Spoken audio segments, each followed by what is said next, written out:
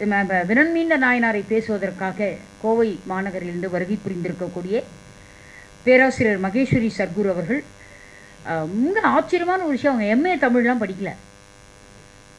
நான் ஏற்கனவே பல மீட்டிங்கில் சொல்லியிருக்கேன், தமிழ்துறையை சாராதவர்களால் தமிழ்த்தாய் மிக பத்திரமாக இருக்கிறாள் என்று நான் சொல்லியிருக்கேன். அது மாதிரி கல்வி, அவங்களுடைய கல்வி முதுகலை உளவியல், சைக்காலஜி படித்த ஒரு பெண்மணி. ஆக விரண்மீண்டரை சைக்காலஜிக்கு அப்ரோச்சோடு காட்ட இருக்காங்க, அதை பார்க்கலாம். முதுகலை இதழியல், ஜேர்னலிசம் என்ற ஒரு தனி பிரிவை படித்தவர்கள். மகாகவி பாரதியாரை சர்க்குருவாக கொண்டவர். அதனால் தன் பெயரையே மகேஸ்வரி சர்க்குரு என்று தன்னுடைய பெயரிலேயே பாரதியை சர்க்குருவாக நினைத்து அந்த பெயரையே மாற்றி வடிவமைத்து கொண்டிருக்கிறார். மகாகவி பாரதியாரை சர்க்குருவாக கொண்டதால் தேடலும் தெளிதலும் சுய முன்னேற்ற பயிலகம் அவருடைய சொந்த பயிலகம். பிரீமியர் உள்ளிட்ட பாஞ்சாலைகள், Johnson Johnson tiles, aqua premier உள்ளிட்ட பஞ்சாலைகள் போன்ற பல தொழில் நிறுவனங்களில் சுய முன்னேற்ற திறன் மேம்பாட்டு பயிற்சியாளராக தன்னுடைய பணியை ஆற்றியிருக்கிறார். தொழிலாளர்கள் மத்தியில் இந்த பணியை ஆற்றியிருக்கிறார். கல்வி கடவுளாம் கல்லூரிகளிலும் பள்ளிகளிலும் உத்வேகம் கூட்டும் தன்னம்பிக்கை உரையாளர். குமரகுரு தொழில்நுட்ப கல்லூரியில் சமீபத்தில் தமிழரும் தொழில்நுட்பம் சார்ந்த சிறப்பு அழைப்பு விரிவுரையாளர். திருமதி கருணாம்பிகா வானவராயர் அம்மா அவர்களின் மங்கையர்க்கரசியார் அறக்கட்டளை இளைஞர்களுக்கான பயிற்சி பட்டறை சொற்பொழிவுகள் நடத்தியிருக்கிறார். பத்மஸ்ரீ சாலமன் பாப்பியா, சொல்வேந்தர் சுகீஸ்வம் ஐயா போன்ற தமிழ்ச் சான்றோர்களின் தலைமையில் பட்டிமன்றங்களினுடைய பேச்சாளர். பல்வேறு தொலைக்காட்சி பட்டிமன்றங்களை வழிநடத்தி வரக்கூடியவர்.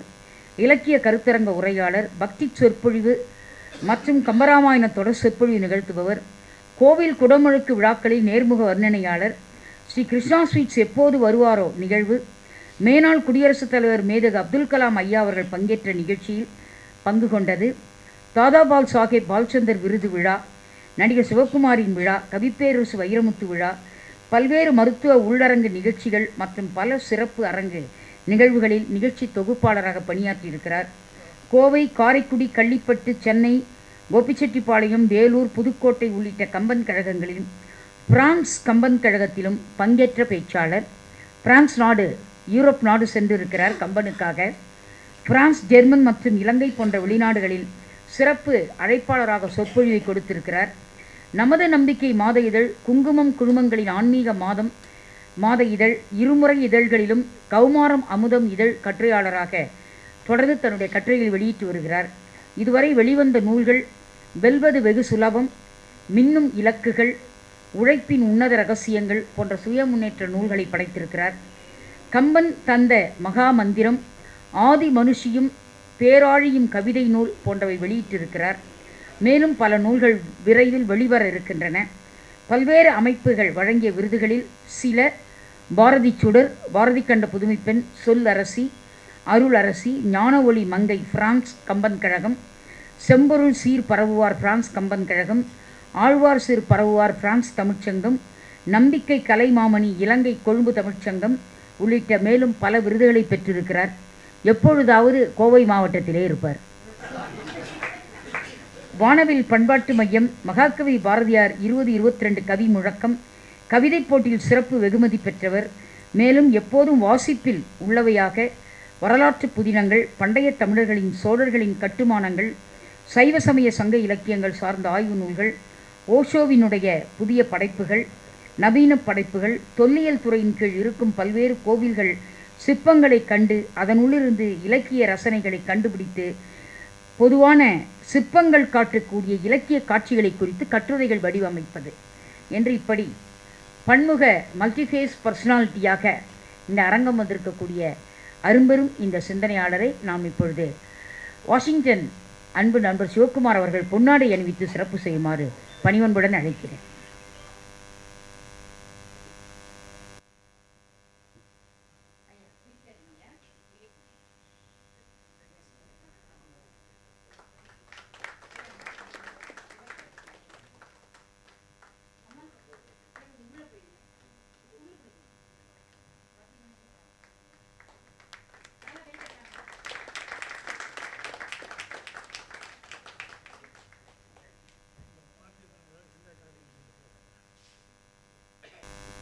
குனித்த புருவமும் கொவை செவ்வாயும் குமின் சிரிப்பும் பனித்த சடையும் பவளம்போல் மேனியும் பால் வெந்நீரும் இனித்தமுடன் எடுத்த நின் பொற்பாதமும் காணப்பெற்றால் மனித்த பிரவியும் வேண்டுவதே இம்மாநிலத்தை.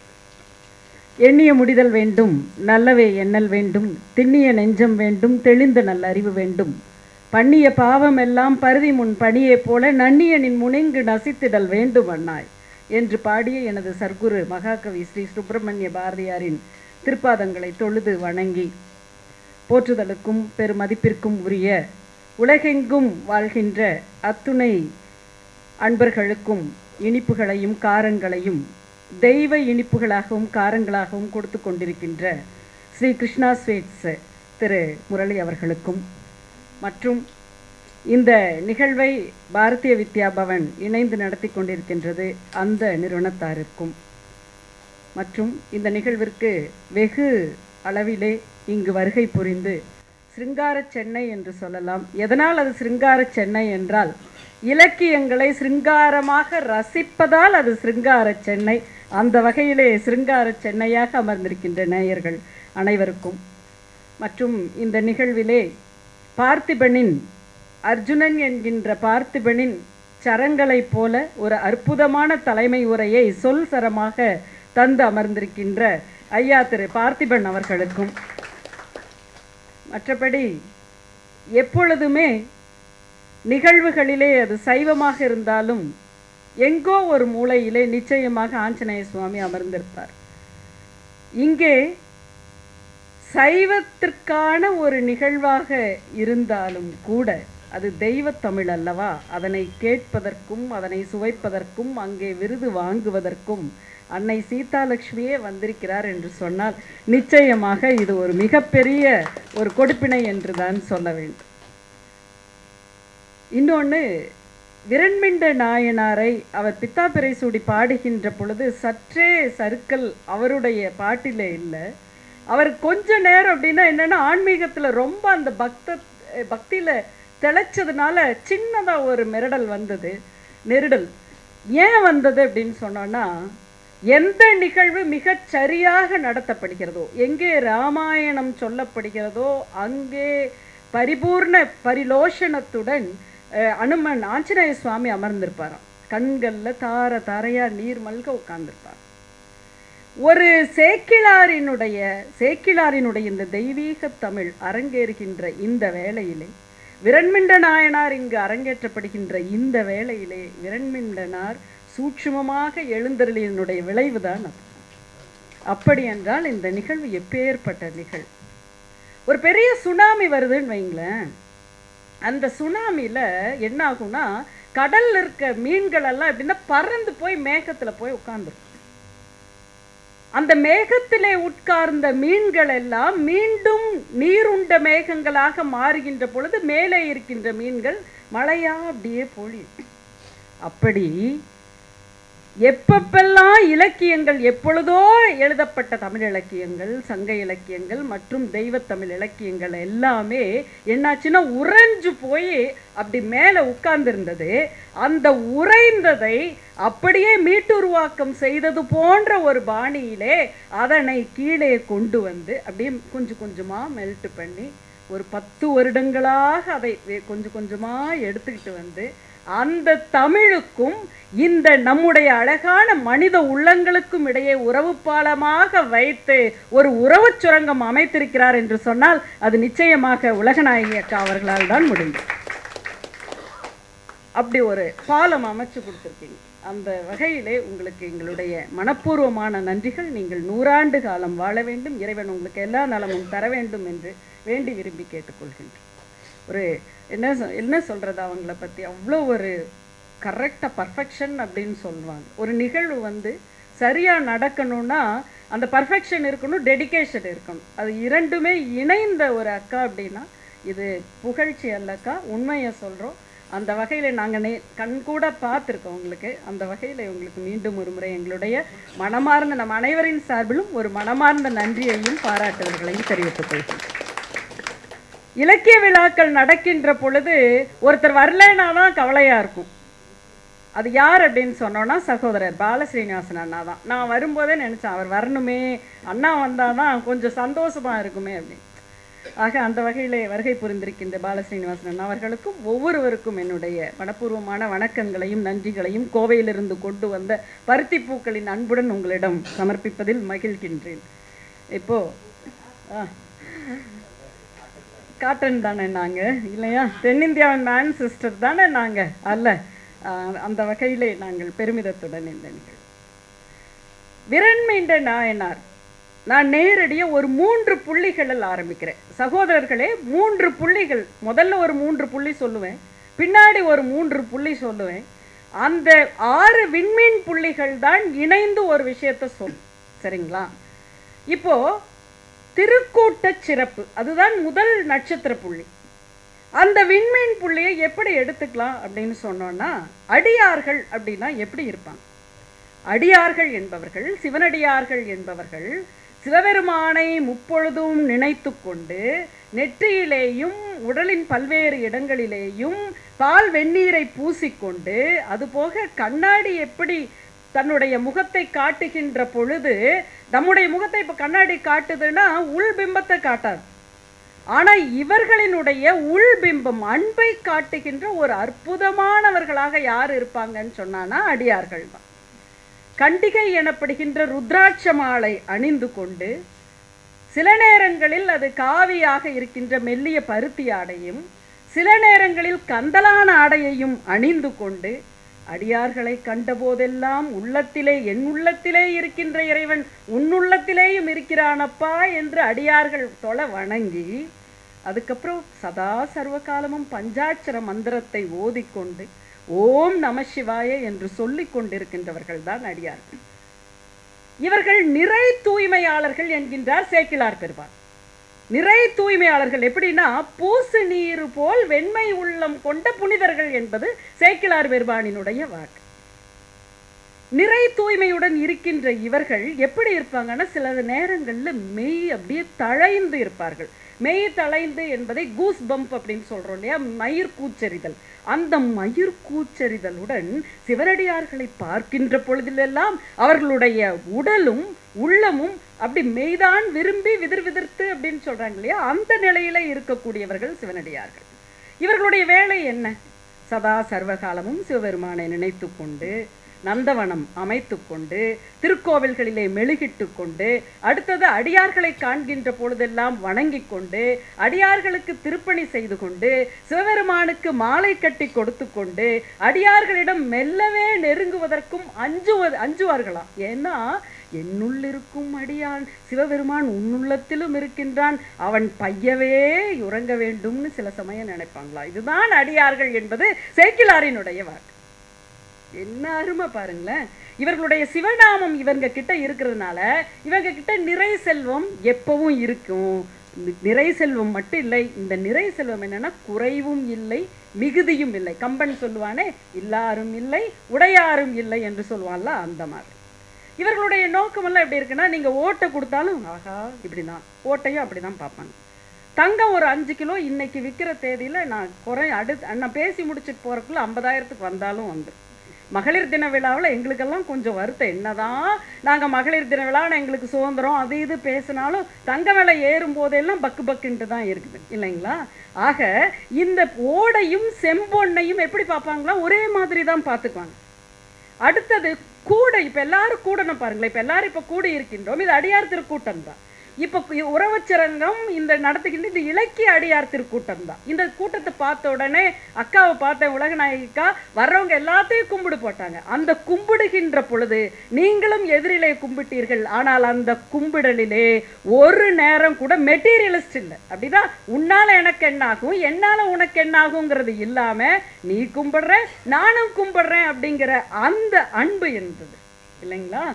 ஆக அது மட்டும் இல்லாமல் இவங்களுக்கு வீடும் கூட வேண்டாம் இந்த அடியார்களுக்கு. ஏப்பா உனக்கு ஒரு 3 பெட்ரூமு 3 BK 4 BK அல்ல, பெரிய வீடு இருக்கு இல்லையா, அந்த மோட்ச வீடு தர்றேனாலும் கூட வேண்டான்றுவாங்களாம். வேண்டாம் எனக்கு, ஏன்னா அடியார்களுடன் நான் இருந்தால் போதும் என்று நினைக்கின்றவர்கள் அடியார் திருக்கூட்டம். ஓடும் செம்பொன்னும் ஒக்கவே நோக்குவார் கூடும் அன்பினிலே கும்பிடலே அன்றி வீடும் வேண்டா விரலின் விளங்கிய கேடும் ஆக்கமும் கெட்ட திருவினார். அப்படின்னா கேடும் ஆக்கமும் கெட்ட திருவினார். இதுதான் பார்க்கணும் நம்ம இங்கே சேக்கிழாருடைய அற்புதமான சொல்லாடல். கேடும் ஆக்கமும், நல்லது செஞ்சாலும் இப்படிதான் இருப்பாங்க, கெட்டதே ஆனாலும் இப்படிதான் இருப்பாங்க. ஒக்கவே நோக்குகின்ற பண்பும் அதனால எனக்கு ஏதாவது ஆகுங்கிற எண்ணமும் அவர்களுக்கு கிடையவே கிடையாது. அதுதான் திருமூலர் அழகா சொன்னார், சிவ சிவ என்றிட தேவரும் ஆவார் சிவ சிவ என்ன சிவகதிதான். இல்லைங்களா? என்ன அற்புதமான அடியார்கள் திருக்கூட்டம். மொத்தத்தில் இவங்க எப்படி இருப்பாங்கன்னா, ஒட்டு போட்ட கந்தல் துணியை நல்லா ஸ்டிச் பண்ணி, இப்போ மாதிரி ஜீன்ஸை கிழிச்சு விட்டுட்டு போடுற ஃபேஷன் அல்ல, ஏற்கனவே கிழிந்த துணிகளை கந்தலான அந்த துணியை ஒட்டு தைச்சு, இல்லைங்களா? அப்படி அதுதான் விலையும் ஜாஸ்திங்க ஐயா. இன்னைக்கு தேதியில் அந்த ஜீன்ஸ் தான் விலை ஜாஸ்தி, இல்லைங்களா? ஆக ஆனால் விலை மதிப்பே இல்லாத இந்த கந்தலாடை அவங்களுக்கு தெரியல, இல்லையா? அதுதான். அப்போ இது எப்படின்னா, இவங்களுக்கு வேலை என்ன அப்படின்னா, என்னோட இறைவன் ஈசனை தான் நான் பார்க்கணும், வேற ஒரு வேலை எனக்கு இல்லை. என் மனசுக்குள்ள ஈசனை பார்க்கணும். எதுக்கு அப்படி இருக்கு, அடியார் மனசுக்குள்ளையும் ஈசனை பார்க்கணும்னு நினச்சிக்கிட்டு இருப்பாங்க. இவங்களுடைய வீரம் என்ன அப்படின்னு சொன்னா, அரசன் நின்றாலும் கூட ஆண்டி ஒப்ப பார்த்து கொண்டு ஈசனை மனதினுள்ளே நினைத்து கொண்டிருக்கின்ற பரிராஜ்ய அரசனாக நின்று கொண்டிருப்பார்கள் அடியார்கள். அதுதாங்க அவங்களுடைய பர்சனாலிட்டி, ஆளுமை அப்படின்னு சொல்றோம் இல்லையா? அந்த ஆளுமை. ஆரம் கண்டிகை அவங்களோட இது எப்படின்னா, ஆரம் எப்படின்னா முத்தாரம் அந்த மாதிரி எல்லாம் கிடையாது. அவங்களுடைய ஆரமே கண்டிகை என்கின்ற அந்த ருத்ராட்ச மாலை. அடுத்தது ஆடையும் கந்தையே, பாரம் ஈசன் பணியவது ஒன்றிலார் ஈரம் அன்பினர் யாதும் குறைவிலார் வீரம் என்னால் விளம்பும் தகையதோ. இவங்களோட வீரத்தை என்னால் சொல்ல முடியுமாப்பா அப்படின்னு சேக்கிழார் பெருமானே சொன்ன பிற்பாடு நான்லாம் என்னங்க, அவரோட கால் தூசியை விட தூசிக்கு கீழே, இல்லையா? அந்த அன்பை என்னால் சொல்ல முடியாது என்கிறார். வேறு வேறு தோற்றத்தில் இருந்தாலும் அப்படின்னா என்ன, ஒவ்வொருத்தரும் ஒவ்வொரு மாதிரி, எல்லாரும் ஒரே மாதிரிங்களா இருக்காங்க? இல்லை, எல்லாம் 5 அடினா 5 அடியிலே இருக்காங்க. ஒன்றும் இல்லை, நானே சராசரியான உயரத்துக்கும் கீழே இருக்கிறதுனால தான் இங்கே ஒரு ஏற்றுப்பலகை வைக்க வேண்டியிருந்தது. ஏன் ஏற்றுப்பலகை வைக்க வேண்டி வந்தது? இந்த தெய்வத் தமிழால் நீ இன்னமும் உயர வேண்டும் என்கின்ற நல்ல மதிப்பிலே, நல்ல எண்ணத்திலே உலகநாயகிக்கா ஒரு பலகை வச்சு கொடுத்தோம், இல்லையா? ஆக இப்போ என்ன அப்படின்னு சொன்னோன்னா, இந்த வேறு வேறு தோற்றத்தில் இருந்தாலும் கூத்துடையவனுக்கு, கூத்தாடுறான் இல்லையா, ஆனந்த கூத்து, காளிகா கூத்து, எல்லா கூத்தும் ஆடுற அந்த எம்பெருமான் முன்னாடி நாங்கள்லாம் ஒன்று தான்ப்பா. சிவபெருமான் பார்ப்பாராம், என்ன அத்தனை கூத்துலேயும் அடியார்களை பார்ப்பாரா, எல்லாரும் ஒரே மாதிரி இருக்காங்கப்பா, என்னோட செம்பவள நிறம் மாதிரியே இருக்காங்கப்பா அப்படின்னு பார்ப்பாராம் ஈசன். அந்த முகம் எப்படின்னா, அதோ முகமாக இறைவனின் 5 முகத்துக்கு பின்னாடி ஒரு முகம் இருக்கு இல்லைங்களா, அந்த அதோ முகம் அடியார் முகம் என்கிறது சேக்கிழாருடைய வாக்கு. ஆக வேறு வேறு தோற்றத்தில் இருந்தாலும் கூத்துடையவனுக்கு அதோ முகமாக காட்சி தருகின்றார்கள் அடியார்கள் என்கிறார்கள். இதுதான் யாருங்கன்னா, நான் முதல் சொன்ன முதல் புள்ளி, நட்சத்திர புள்ளி. அதுதான் எது? திருக்கூட்ட சிறப்பு, அடியார்களினுடைய சிறப்பு ஆச்சுங்களா? இது சேக்கிழார் பெருமான். அடுத்தது இவங்கெல்லாம் எங்க கூடுவாங்க? இப்போ நம்ம இந்த உறவு சுரங்கமும் ஸ்ரீ கிருஷ்ணா ஸ்வீட்ஸும் பாரதிய வித்யா பவனும் நடத்துகின்ற இந்த தெய்வத்தமிழினுடைய 63 விழா எங்க கூடியிருக்கோம்? எல்லாரும் பாரதிய வித்யா பவன்ல கூடியிருக்கோம். அப்படி இந்த அடியார்கள் எல்லாம் ஒரு இடத்துல கூடுவாங்க. தில்லை அந்தணர்கள் எல்லாரும் கோலோச்சி இருக்கின்ற இடம்க்கு அங்க ஒரு ராசன், அது நடராசன். அடியார்கள் எல்லாம் ஒரு இடத்துல கூடுவாங்க, அது திருவாரூருடைய ராசன், அது தியாகராசன். முன்னாள் 2 ராசாக்கள் தான், ஒரு ராசா தில்லை நடராசா, இன்னொன்று நம்முடைய திருவாரூர் கனகராசா, தியாகராசா, இல்லைங்களா? ஆக அப்பேற்பட்ட இடத்துல ஒரு இடத்துல கூடியிருந்தார்கள். அந்த இடம் எது என்று சொன்னால், தேவாசிரியன் மண்டபம் என்று அழைக்கப்படுகின்ற திருக்காவணம். நான் சொன்ன 2வது நட்சத்திர புள்ளி தேவாசிரிய மண்டபம், அந்த வச்சுக்கோங்க. கடைசியில் கேள்வி கட்டாயம் கேட்பேன், ஒவ்வொரு புள்ளிக்கும் என்ன எத்தனை புள்ளிகள் சொன்னேன், ஒவ்வொரு புள்ளியும் வேணும் அப்படின்னு. நேரம் இருந்தால் அக்கா அவர்கள் அனுமதித்தால் அதையும் சொல்லிட்டேன். ஆக இந்த திருமேனியில் மிளிர்கின்ற திருநீர் எப்படி இருக்கும் அப்படின்னு சொன்னான்னா, அவர் வர்ணிக்கின்றார் சேக்கிழார், திருநீர் அவங்க மேனியில பூசி இருக்கின்ற திருநீரும் அவர்கள் கழுத்திலே அணிந்திருக்கின்ற அந்த ருத்ராட்ச 6 கண்டிகைகளையும் பார்க்கின்ற பொழுது அது எப்படி இருக்கு அப்படின்னா, கண்டிகைகள் எல்லாம் கரையா நிக்குதா, உள்ள திருநீர் பார்க்கடலா ஜொலிக்குதான். ஆகா, அடியார்கள் கூட்டத்தை பார்க்கின்ற பொழுது பார்க்கடலாகவும் ருத்ராட்சங்கள் கரையாகவும் இருக்கின்றது என்று சேக்கிழாரினுடைய எழுத்து என்று சொன்னால் என்ன அற்புதம் பாருங்களேன். அந்த தேவாசிரிய மண்டபம் அப்படி காட்சி அளிக்குது. அடுத்தது இதுல ஈரேழு உலகத்துக்கும் காரணமாக இருக்கின்ற அகில காரணராகிய அவர் என்ன பண்ணுவார் அப்படின்னு சொன்னா, எங்க இருக்கான்னு நம்ம தேட வேண்டாம். நீங்க எந்த கோயிலுக்கு போனாலும் உள்ள போய் மூர்த்தத்தை பார்க்க வேண்டாம். நட்டக்கல்லும் பேசுவோம் நாதன் உள்ளிருக்கையிலங்கிற மாதிரி நம்ம போய் ஒவ்வொரு கூட்டத்திலையும் ஒவ்வொரு கோவில்களுக்கும் போகின்ற பொழுது நேரடியாக நீங்க இறை மூர்த்தத்தை கருவறையில் இருக்கின்ற இறைவனை பார்ப்பதற்கு முன்பாக ஏதோ ஒரு சிவனடியார், ஏதோ ஒரு மனிதன் அம்மா அப்படின்னு கேட்டுட்டு நிப்பான் பாருங்க, உள்ள முருக. அங்கே முதலில் சிவனை பார்த்து விட்டு நீ உள்ள போப்பா அப்படிங்கிறாரு சேக்கிழார். அதனாலதான் சேக்கிழாரினுடைய தமிழும் தெய்வ தமிழாக இருந்தது. மானுடம் பேசியது. கம்பன் எப்படி மானுடம் வென்றதம்மா என்று சொன்னானோ அப்படித்தான் இங்கேயும் மானுடம் வென்று காட்டியிருப்பது சேக்கிழாரினுடைய தமிழ் என்பதிலே எல்லளவும் மாற்று கருத்து கிடையாது. ஆக இது என்ன ஆகுது அப்படின்னா, தன் திருவடிகளை பற்றி இருக்கும் இறைவன் எப்படி இருக்கான், தன் திருவடிகளை பற்றி இருக்கின்ற அடியார்களின் மனத்திலே எழுந்தருளி இருக்கின்ற மண்டபம்தான் தேவாசிரியன் மண்டபம். இறைவன் தியாகராசன் கிட்ட இல்ல, அங்க இல்ல, அவர் எங்க இருக்காரு, இங்கதான் இருக்கார். அது இருப்பு எங்க அப்படின்னு சொன்னோம்னா இங்கதான். அது ஒரு குறியீடாக தான் இருக்கிறது என்பது சேக்கிழாரினுடைய வாக்கு. இங்க இதுக்கு திருநாவுக்கரசர் 5ஆம் திருமுறையில எழுதுகின்றார். எப்படி தெரியுமா, 100 கோடி பிரம்மர்களும் கூட செத்து போயிட்டான்ப்பா. 6 கோடி நாராயணரும் செத்து போயிட்டான். அடுத்தது இந்த மணல், கங்கையோட மணலை என்னன்னா எத்தனை இருக்குமோ அத்தனை இந்திரரும் போயிட்டாங்க. ஆனா ஒரே ஒருத்தன் தான் இருக்கான். அவன் யாரு அப்படின்னு சொன்னா ஈரிலாதான ஈசன் ஒருவனே அப்படிங்கிறார். சொல்லிட்டு அடுத்த உடனே சேக்கிழார் இதுக்கு சொல்றது தாங்க. இது 5ஆம் திருமுறையில திருநாவுக்கரசனுடைய ஒப்பீடு. 100 கோடி பிரம்மர்கள் நொங்கினார், 6 கோடி நாராயணர் அங்கனே, ஏறு கங்கை மணல் எண்ணில் இந்திரர், ஈரிலாதான் ஈசன் ஒருவனை அப்படின்னு. இங்க அப்பாயின்மெண்ட் வாங்குறதுக்கு தேவாசிரியன் மண்டபத்துல காத்துட்டு இருப்பாங்களா யார் யார் தெரியுங்களா? திருமாலும் பிரம்மனும். இந்த சொன்னமே 100 கோடி பிரம்மர்களும் காத்துக்கிட்டு இருப்பாங்க. எதுக்கு? அப்பாயின்மெண்ட் வேணும்ப்பா. ஐயா தியாகராசா, நீ எனக்கு உன்னோட அப்பாயின்மெண்ட் கூடப்பா, உன்னை பார்க்கணும் அப்பான்னு. ஆக அப்பேற்பட்ட அந்த இடம்தான் தேவாசிரியன் மண்டபம் என்று சொன்னால், திருவாரூருக்கு நான் எப்பொழுதெல்லாம் இந்த ஆன்மீகம் ஆனந்தம் அமைப்பிற்கு பேச போகின்றேனோ அப்பொழுதெல்லாம் தேவாசிரியன் மண்டபத்தின் முன்பே நின்று அழுதிருக்கின்றேன். அந்த அழுகையின் வெளிப்பாடுதான் இங்கே விரண்மிண்ட நாயனாரை இன்று எனக்கு பேசுவதற்கு ஏற்பாடு செய்து கொடுத்தேன். எல்லாமே அப்படிதாங்க. எல்லாமே சூட்சுமங்கள் எல்லாமே எதுவுமே கிடையாது. ஏற்கனவே நிர்ணயிக்கப்பட்ட ஒரு விஷயம்தான். இப்போ 3வது நட்சத்திர புள்ளி, விண்மீன் புள்ளி அப்படின்னு, நட்சத்திரம்னா சமஸ்கிருதம்ன்றதுனால விண்மீன் புள்ளின்னு வச்சுக்கலாம்.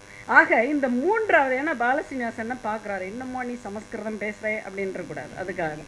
ஆக இது என்ன அப்படின்னா, ஒரு ஊர் பரசுராமரை எல்லாருக்கும் தெரியுங்க. பரசுராமர்னா ரொம்ப கோபக்காரர் இல்லையா? அவர் கையில் பரசு என்கின்ற மழுவை வச்சிருப்பார். அடுத்தது 21 தலைமுறையா சத்திரிய கூட்டத்தை அழிச்சவர் அவர் இல்லைங்களா? அது ஒன்று. அடுத்ததா பார்த்தோம் அப்படின்னா, வில்லை உடைச்சிட்டு சிவதன வர்றாரு. யாரு? நம்முடைய இந்த ராமர் வர்றாரு. மிதிலையிலிருந்து வெளியில வர்றாரு. கல்யாணம் பண்ணிட்டு சீதாம்மாவை வெளியில வர்ற பொழுது இவர் என்ன பண்றாரு? எங்கேயோ இருந்து நான் நிற்கிறார். என்னோட தனுவுக்கு நீ பதில் சொல்லு பார்க்கலாம் அப்படின்னு இல்லையா சொல்றாரு. எங்க சொல்லு பார்க்கலாம் அப்படின்னு. அப்புறம் உடனே இவர் என்ன சொல்றாரு அப்படின்னா, அவர் சொல்றாரு, பரசுராமரே சொல்றாரு, நீ என்ன பண்ணுனா என்னுடைய தனுசுக்கு பதில் சொல்லு. எப்படி தெரியுமா? சரி, எங்க நீ உன்னுடைய இழுத்து காட்டிடுறாரு ராமர். காட்டின பிற்பாடு எங்க இதுக்கு இலக்குன்னு கேட்கிறார். உடனே இலக்கு எங்கன்னு கேட்ட உடனே அவர் சொல்றாரு, என் செய் தவம் யாவையும் சிதைக்கவே அப்படின்னு பரசுராமர் சொன்ன உடனே ராமபிரான் அவருடைய தவத்தின் பயனைவே அப்படியே பூவிலிருந்து மனத்தையும் அந்த மகரந்த தாள்களினுடைய நுணுக்கத்தையும் எடுப்பது போன்று ராமபிரான் எடுத்தார் அப்படின்னு சொன்னோம்னா அந்த ராமபிரானுடைய வில்லாற்றலுக்கு ஈடு ஏது இனர். என் செய்தவம் யாவையும் சிதைக்கவே என கையும் அவன் நெகிழ்த்தனன். கை என்ன அந்த என்னாச்சு? கனையும் சென்று மையரு தவம் எல்லாம் வாரி மீண்டதை. அதுதாங்க அதனாலதான் இன்னைக்கும் நம்ம ராமபிரானை பத்தி பேசிட்டு இருக்கோம். ஆக இப்பேற்பட்ட பரசுராமர் அது மட்டும் இல்லாம என்ன அப்படின்னு சொன்னோன்னா, தன்னுடைய தந்தையாகிய ஜமதக்னி முனிவரினுடைய பசுவை கையாண்டு கொண்டு போனது ஜமதக்னி முனிவரையும் கொன்றதுனால தான் அவர் வந்து அந்த 21 தலைமுறை அந்த சத்திரிய கூட்டத்தை அழிக்கிறதாக அவர் சூழ் கொண்டு அது பண்றார். கடைசியில் என்ன ஆகுதுன்னா, ஐயோ நம்ம தப்பு பண்ணிட்டோமேன்னு யோசிச்சு இந்த மழுவுனால தானே இத்தனை பிரச்சனை அப்படின்ட்டு அந்தணர்களுக்கு ஏதாவது தானம் பண்ணணும்னு நினைச்சவர் நேராக போனாரு தெற்க கடல்கிட்ட போய் நின்றுக்கிட்டு அந்த தன்னுடைய மழுவை தூர வீசி எறிஞ்சாராம். எரிஞ்ச வரைக்கும் போய் அந்த மழு என்ன பண்ணுச்சா 64 குட்டி ஊர்களை உருவாக்கியது. அந்த குட்டி ஊர்கள் தான் இன்னைக்கு ஊர்கள் தான் தெய்வத்தண்ட தேசம் என்று சொல்லப்படுகின்ற கேரள பிரதேசம். அந்த கேரளாவில் மலைநாடு என்று போற்றப்படுகின்ற அந்த கேரளாவினுடைய அந்த 64 ஊர்களிலே ஒரு ஊர் செங்கண்ணூர். அந்த செங்கண்ணூர் தான் திருச்செங்கன்றூர். அந்த திருச்செங்கன்றூர் தான் எது அப்படின்னு சொன்னோன்னா, அதோட மேப் எப்படின்னா, எர்ணாகுளத்திலிருந்து ஏற்றுமானூர், ஏற்றுமானூர்லேருந்து கோட்டயம், கோட்டயத்திலிருந்து பல ஊர்கள் கடந்து வந்தால் திருச்செங்கன்றூர். அந்த திருச்செங்கன்றூர்லேருந்து கிட்டத்தட்ட 497 கிலோமீட்டர் ஒருத்தர் பயணிக்கிறார். எங்கே இருந்து? திருச்செங்கன்றூர்லேருந்து பயணித்து ஒவ்வொரு திருத்தலமாக பார்த்துக்கிட்டு வரார். சரிங்களா? இப்போ 3 புள்ளிகள் முடிஞ்சது, அது அப்படியே இருக்கட்டும். இப்போ இந்த திருச்செங்கன்றூரிலே வேளாளர் வரபிலே பரசுராமரினுடைய அருளால் பெற்ற அந்த திருவூரிலே கிட்டத்தட்ட பரசுராமர் மாதிரியே தான் கோபம், அவ்வளோ கோபம் அவருக்கு. யாராவது சரியா நடக்கலைன்னா கோபம் வந்துடும், யாராவது சரியா முகமன் கூறலைன்னா கோபம் வந்துடும், யாராவது சிவபெருமானுக்கு சரியா பூஜை பண்ணலைன்னா கோபம் வந்துடும், யாராவது வேளாளர் தொழிலை அறம் சார்ந்து செய்யலைன்னா கோபம் வந்துடும். இன்னைக்கு அவர் இருந்திருந்தா சரியா இருந்திருக்கும். இன்னைக்கு இத்தனை பவுடரா கலக்கி மருந்தா தெளிச்சு பயிர்களை நாம செஞ்சுக்கிட்டு இருக்கோமே, எல்லாரும் உடம்பும் கெட்டு குட்டிச்சவரா ஆயிருக்கு. காரணமே என்னன்னா, பயிர்களில் பூச்சிக்கொல்லிகை மருந்துகளை அடிச்சடிச்சு இன்னைக்கு பூச்சி மருந்தா சாப்பிட்டுக்கிட்டு இருக்கோம். அவர் இருந்திருந்தாருன்னு வைங்களேன், அதுக்கெல்லாமே ஒன்றுமே வேலையே இருந்திருக்காது. நல்ல விதமான ஒரு ஆர்கானிக் ஃபுட்டு வந்து நம்மளுக்கு கிடைச்சிரும். ஆக அப்பேற்பட்ட வேளாளர் மரபிலே பிறந்தவர் யார் அப்படின்னு சொன்னால் விரண்மெண்டர். சரிங்களா? இப்போ தான் விரண்மெண்டர் ஹீரோ வந்திருக்கார். ஆமாம், இவர் எப்படி அப்படின்னு சொன்னான்னா, இவருடைய தோற்ற பொழிவுங்க, இது என்னுடைய கொஞ்சம் கற்பனையும் சேர்த்திருக்கேன். ஒரு 6.5 அடி உயரம், செம்பவள நிறம், கேரள தேசத்துக்கே உரிய அந்த நிறம், கற்பனை பண்ணிக்கோங்க. அப்படியே கேரள தேசத்திற்கு உரிய நிறம். அந்த நிறத்தினோட என்னென்னா சுருட்ட முடி, கேசம் அப்படியே சுருட்ட கேசம், நடுவில் ஜொண்டி போடுவாங்க இல்லையா, ரிஷிகளெல்லாம் போடுவாங்களா, அந்த மாதிரி ஜொண்டி, சற்றே விரிந்த கூந்தல். அடுத்தது முகத்தில் பார்த்தீங்கன்னா நெளிந்த சுருட்டையான கருகரு தாடியும் முறுக்கிய மீசையும், முண்டாசுக்கவையினுடைய மீசையை போன்று. அடுத்தது கழுத்தில் ருத்ராட்ச மாலை. தோற்றமே இப்படி ராஜா மாதிரி இருக்கு. ட்ரெஸ்ஸை பற்றி கவலை கிடையாது. ஏதோ ஒரு கந்தல் ஆடையை கட்டி கொண்டு அப்படி நிற்பாரான் ஜம்மன். வர்ற வழியில் எல்லா கோயில்களையும் பார்த்து எங்கிருந்து கிட்டத்தட்ட 497 கிலோமீட்டர், எங்கிருந்து கூகுள் மாமா சொன்னது இதுதான் சொன்னார். எங்கன்னா திருச்செங்குன்றூர்லேருந்து திருவாரூருக்கு இவ்வளோ கிலோமீட்டர் இருக்கு.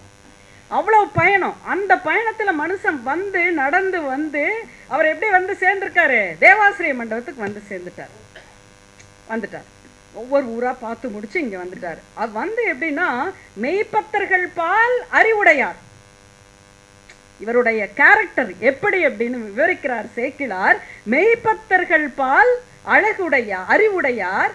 அது மட்டும் இல்லாமல் முதிரும் அன்பிலே பெருந்தொண்டர் திருக்கூட்டத்திலே எப்பொழுதுமே இருந்து கொண்டிருக்கின்ற மகா அடியார் என்று சேக்கிழார் வர்ணிக்கிறார். எப்பேற்பட்ட அடியார் பாருங்களேன். இவர் வந்து தேவாசிரிய மண்டபத்தில் அமர்ந்திருக்கார். அப்போது ஒரு ராஜா மாதிரி அப்படி பொலிவுள்ள உட்காந்துக்கிட்டு இருக்காருன்னா எல்லா அடியார்களும் சுற்றி உட்காந்து, எங்கே நீங்கள் எப்படி சிவபெருமானை பார்த்தீங்க சொல்லுங்கள் பார்க்கலாம், நீங்கள் எப்படி சிவபெருமானை பார்த்தீங்க சொல்லுங்கள் பார்க்கலாம், அவருடைய ஆட்டம் எப்படி இருந்தது பாருங்கள் அப்படின்னு எல்லாம் பேசிக்கிட்டு இருக்காங்க. இவர் அப்படி அதையும் கேள்வி கேட்குற போது பதிலும் சொல்கிறாரு. கூடவே சைடில் பார்த்துக்கிறார், யாராவது போகிறாங்களா, அடியார் திருக்கூட்டத்திற்கு வணக்கம் சொல்லாமல் யாராவது போகிறாங்களான்னு பார்க்குறார். அப்போ பார்த்து செங்கோலுடன் பொற்கோளுடன் எப்பவுமே கல்யாண கோலத்தில் இருக்கிற சுந்தரர் அன்னைக்கு பாவம் சும்மா திருநீர் பூசி ஒரு நல்ல ஒரு வேட்டி நல்ல விதமாக கட்டி ஆடை அணிந்து, அடுத்து பார்த்தோன்னா எப்பவுமே பொன்னாலான ஆரங்களும் முத்தாலான ஆபரணங்களுமாக தொங்குகின்ற அவருடைய கழுத்தில் என்னன்னா இன்னைக்குன்னு பார்த்து ருத்ராட்சமாக அணிஞ்சிட்டு அவர் அப்படியே பார்க்குறாரு. எவ்வளோ அழகா இந்த அடியார்கள் எல்லாம் உட்காந்து, இவர்களை போல நான் இல்லையே, அப்படிதான் நினைச்சிட்டு போறாரு அப்படின்னு நம்ம நினைச்சுக்கலாம். அப்ப இவர் அப்படியே போனவர் என்ன பண்ணாரு, தேவாசிரிய மண்டபத்துக்கு பக்கத்துல வந்தவர் டக்குன்னு என்ன பண்ணிட்டாரு, லெஃப்ட் ஒதுங்கிட்டார். அப்படியே அதே வழியில போய் பார்க்காம போயிருந்தாலும் கூட தப்புதான், ஏன்னா நமக்கு ஒன்று விஷயம் பெரிய விஷயம் கிடைச்சிருக்காது. அப்ப இவர் இப்படி கிளம்ப இப்படி சைட்ல போன உடனே இவருக்கு கோபம் வந்து என்ன சொல்றாரு அப்படின்னு சொன்னா, என்னன்னா தேவாசிரியனை பொழிந்து மறுவான் என்ற சிவனடியார் தம்மை தொழாமல் வந்து அணையாது ஒருவாறு ஒதங்கும். இவர் யாருன்னு கேட்கிறார் பக்கத்துல இருக்க அடியார்கள் கிட்ட எல்லாம். இவர் யாருப்பா, இவரு வந்தாரு, நம்மளை பார்த்தாரு, ஆனா பார்த்தும் பார்க்காமையும் இப்படி கடைக்கண் பார்வை பார்த்துக்கிட்டு நகர்ந்து போறாரே, இவர் யாரப்பான். உடனே ஒரு அடியார் சொல்றாரு, அவர் யாரப்பாவா, அவர் யாரு தெரியுமா, சுந்தரரப்பா. அப்படியா, சுந்தரரா, சரி சரி, அப்ப என்ன பண்ணலாம், அவர் பெரிய ஆளு. அப்படியா, சரி, அவர் வன் தொண்டர். அப்படியா, பித்தா பிறை சூடி சீதாலட்சுமி அம்மா பாடினாங்க பாரு, அதெல்லாம் பாடினவர் அவர். அப்படியா, சரி, அதெல்லாம் பாடின அப்புறம் இறைவனைவே பித்தான்னு சொன்னவன். அப்படியா, யாரா இருந்தா எனக்கு என்ன, அடியார்களை பணியாது சென்ற அவன் புறகு என்று உரைப்ப சிவனருளால் பெரும்பேறு நிற்ற சிவனடியாராக நம்முடைய விரண்மிண்டர் நின்னாராம். இங்க சேக்கிழார் முதல்லயே சூட்சுமமா ஒரு கருத்தை சொல்லிடுறாரு. புறகு என்று சொல்லி எப்படி நிக்கிறார் அப்படின்னா, இவர் ஹீரோவா நிக்கிறார் அப்படின்னு. ஒரு அடியார் கூட்டத்துல இருந்து கொண்ட ஒரு அடியார் எங்கேயோ இருந்து வந்த, கிட்டத்தட்ட சொன்னோம் அப்படின்னா அந்த சிவனடியார்கள் எல்லாம் எப்படி இருப்பாங்கன்னா உங்களுக்கே தெரியும். இன்னைக்கு திருவாரூர்ல போய் எப்ப பாருங்க, எப்பொழுதுமே அந்த ருத்ராட்சம் அணிந்து கொண்டு அத்தனை அடியார் கூட்டம் வந்து கொண்டேதான் இருக்கும். அது பார்க்க கண்கொள்ளா காட்சி. அவர்கள் பசிச்சு சாப்பிட்டு நாம் பார்த்ததே கிடையாது. எப்பொழுதுமே அவர்களுடைய வாய் நம்முடைய பஞ்சாட்சர மந்திரத்தை ஒழித்து கொண்டே இருக்கும். அப்போ சரி அப்படின்னு சொல்லி உள்ள போயிட்டார் அவர். இவர் சுந்தரரை ஒதுக்கி வச்சாச்சு. வன் தொண்டராகிய சுந்தரரை புறகு, புறகு என்றால் ஒதுக்கி வைப்பது, நீ இல்லப்பா போ அந்த பக்கம் அப்படின்னு சொல்றது. அடுத்து பார்த்தோம் அப்படின்னு சொன்னா பக்கத்துல இருந்தவர் சொன்னார், ஏப்பா அவர் யாரு தெரியுமா, என்ன பேசவும் கூடி விடலையே, அவர் யாரு தெரியுமா, அட சும்மா நீட்டாதையப்பா, அவர் யாருன்னு சொல்லு, அவர் வன் தொண்டர். அதுதான் நீ முதல்லயே சொல்லிட்டே, அடுத்ததுக்கு வா. அடுத்தது என்ன தெரியுமா, உள்ள நிக்கிறாரே சிவபெருமான், உள்ள இல்லை நம்ம கிட்ட நிக்கிறார். அங்க அவர் சொல்றாரு, உள்ள இல்லை இங்க இருக்கார் நம்ம கிட்ட. அந்த சிவபெருமானினுடைய தோழர், தம் பிரானினுடைய தோழர். அப்படியா, இது எனக்கு தெரியாம போச்சே. சுந்தரரும் புறகு, சுந்தரரின் தோழரும் ஆகிய தம்பிரானும் புறகு.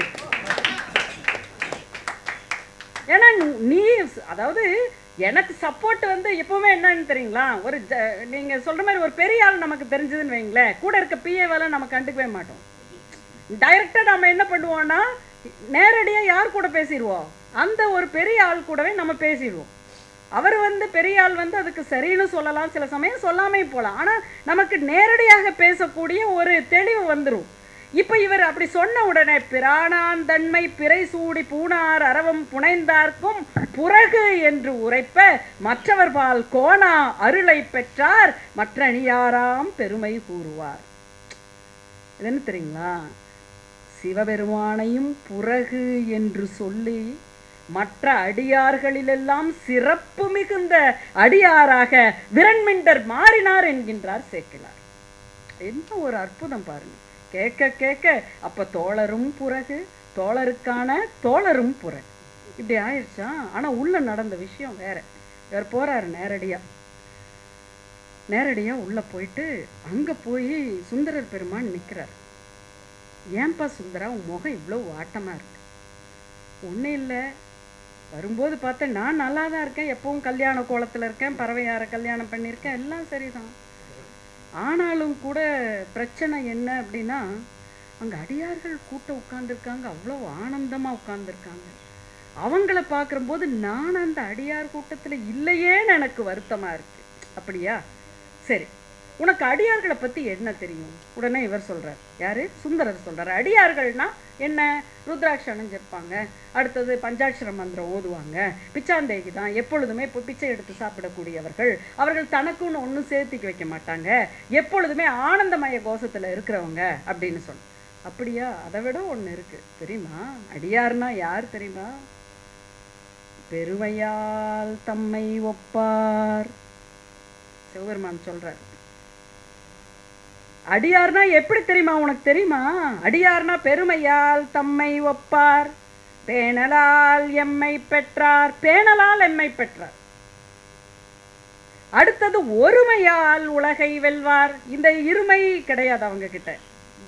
அதாவது துன்பம் இன்பம் பிறப்பு இறப்பு இந்த இருமை கடந்தவர்கள் அவர்கள். அதனால என்ன சொல்றாரு? ஒருமையால் உலகை வெல்வார், ஊனமேல் ஒன்றுமில்லார். அவங்களுக்கு ஊனம்னே கிடையாது ஒண்ணுமே. நம்ம தான் குறை சொல்லிக்கிட்டே இருப்போம், அது இல்லை இது இல்லை, சாம்பார்ல உப்பு இல்லை.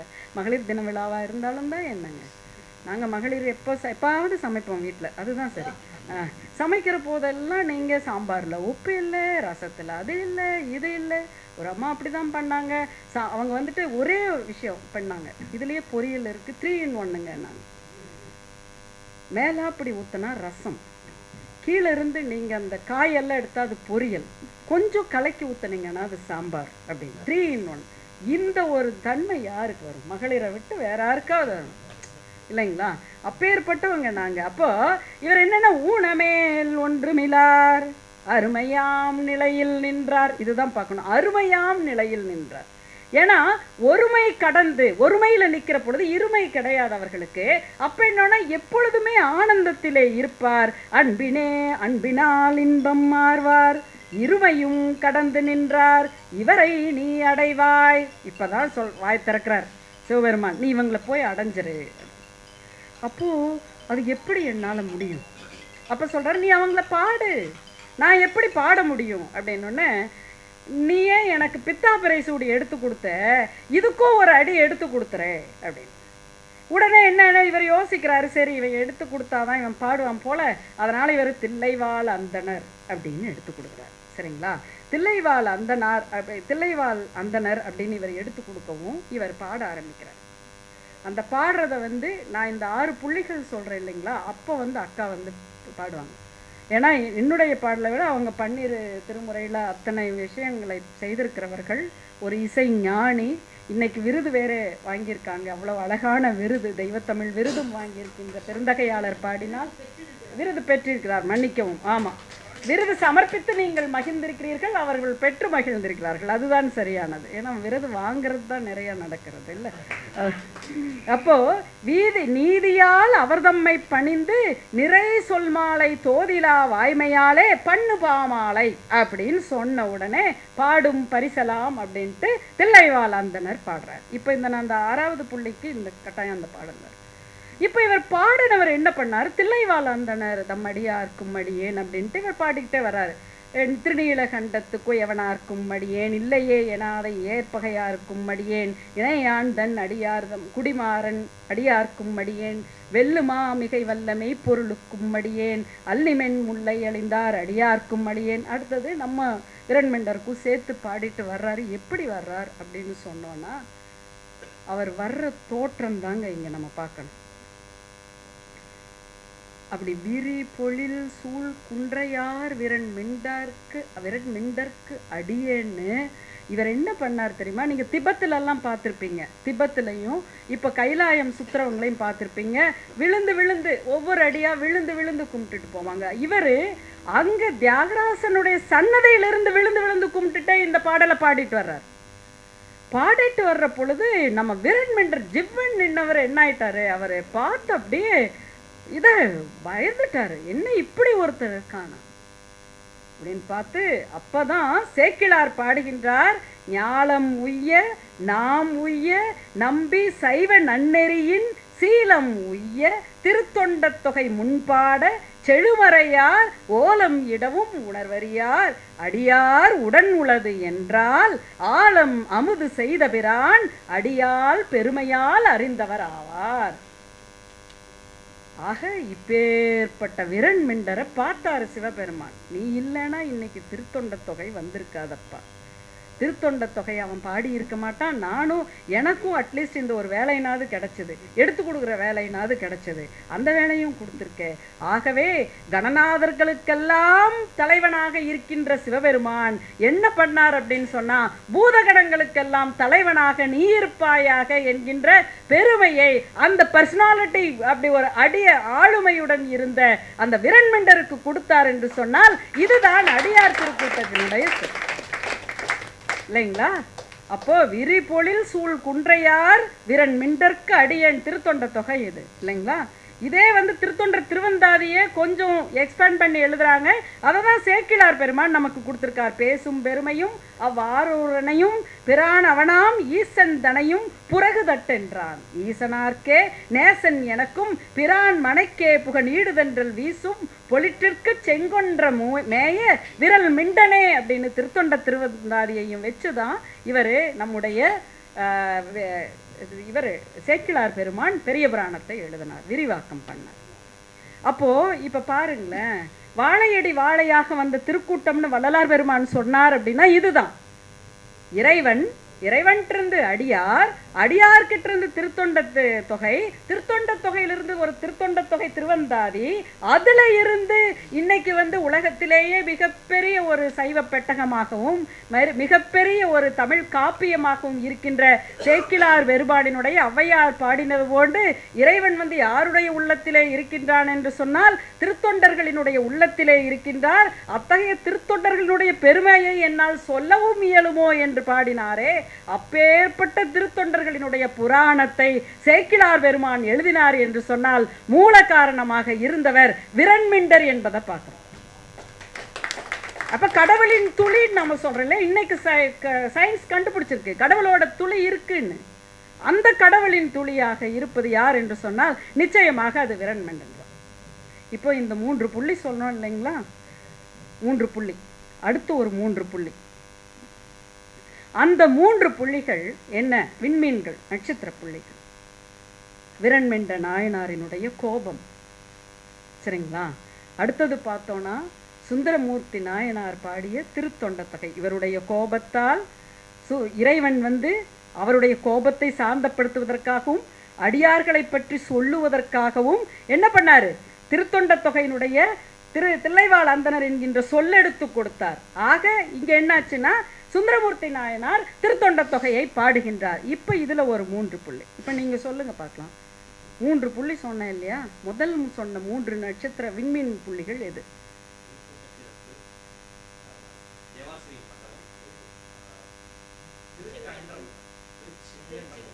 திருச்செங்கன்றோர்.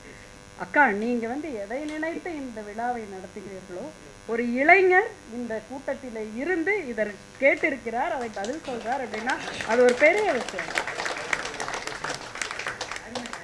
சரி, அடுத்த 3 விண்மீன் புள்ளிகள் இப்ப சொன்னேன், சொல்லுங்க. ஆஹா, நீ ஆஹா, சரியாதான் வர்றீங்க, மிகச்சரி. சொல்லுங்க, நான் எடுத்து கொடுங்கண்ணா. ஏங்கண்ணா, இறைவனே எடுத்து கொடுத்த பிற்பாடு நீங்க என்ன அமைதியா இருக்கீங்க? எடுத்து கொடுங்க. இல்ல, இறைவனின் எடுத்து கொடுத்த அந்த சொல் தில்லைவாழ் அந்தனர்.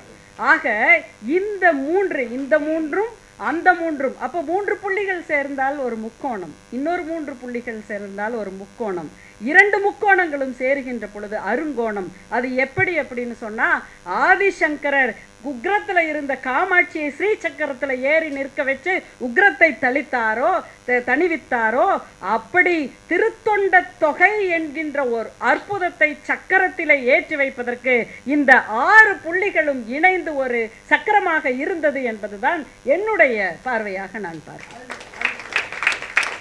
இல்லைங்களா? அப்படி எழுந்தருள வைத்த ஒரு அற்புதமான நிகழ்வு. இந்த நிகழ்விலே விரண்மிண்டரை பற்றி நான் பேசினேன் என்று சொல்ல முடியாது. ஏன்னா இதில் நம்ம ஒன்றுமே கிடையாது. சேக்கிழார் கொடுத்ததை நம்ம சொல்லியிருக்கோம், அதை நீங்கள் கேட்டிருக்கீங்க அப்படிங்கிறது தான். நீங்கள் கேட்டதால் என்னால் இதை சொல்ல முடிந்தது என்பதை சொல்லி நிறைவாக ஒரு விஷயத்தை சொல்லி நிறைவு பண்ணுறேன். சரிதானங்க, சரியாக இருக்குங்க. தேங்க்யூ. நன்றி உட்காந்து. ஆமாம், ஏன்னா சில இடங்களில் பேசுவோம் எத்தனை நேரம் பேசலாம் அப்படின்னு. நீங்கள் எவ்வளோ நேரம் வேணும் பேசுங்கம்மா, நாங்கள் ஒரு 10 நிமிஷத்தில் வெளியில் கிளம்பிடுவோம் அப்படிங்கிற கூட்டங்களை எல்லாம் பார்த்தவர்கள் தான் பேச்சாளர்களாகிய நாங்கள். ஆக உணர்வுடையார்கட்கு உலகமும் தோன்றும், உணர்வுடையார்கட்கு உறுதுயர் இல்லை, உணர்வுடையார்கள் உணர்ந்த அக்கணம் உணர்வு உடையார்கள் உணர்ந்து கண்டாரே. திருமூலரோட இல்லைங்களா? உணர்ந்து கண்டாரே. நம்ம உணர்ந்து இன்னைக்கு கண்டிருக்கின்றோம் இல்லைங்களா? அந்த காணலினுடன் நான் அக்காட்ட கேட்டேன், அக்கா நான் காரைக்கால் அம்மையார் எனக்கு ரொம்ப பிடிக்கும், காரைக்கால் அம்மையாரினுடைய அடியார் நான், அதனால் காரைக்கால் அம்மையாரை பேசுகிறேன், 11ஆம் திருமுறை காரைக்கால் அம்மையார். நீ நினச்ச மாதிரி நீ பேச முடியாதம்மா, இங்கேன்னு ஒரு முறை வச்சிருக்கோம், சேக்கிழாரினுடைய வரிசை தான் இவங்க விரண்மண்ட நாயனார் ஆயிட்டாங்க. ஆக அப்படி வரிசை சொன்னாங்க. ஆனால் இந்த 11ஆம் திருமுறை காரைக்கால் அம்மையாரை மனதிலே நினைத்து கொண்டு சேக்கிழார் பெருமானே ஐயா CN சுப்பிரமணியம் ஐயா எழுதின அந்த பெரிய புராணத்தை நான் சி.கே. சுப்பிரமணியம் பெரிய புராணத்தை விரிக்கின்றேன். திருக்கூட்ட திருச்சிறப்பினுடைய பாடல்கள் எத்தனை தெரியுங்களா? 11. திருப்பாடல்கள் 11. சரிங்களா? விரண்மண்ட நாயனார் புராணத்திற்கு பாடல்கள் எத்தனை தெரியுங்களா? 11.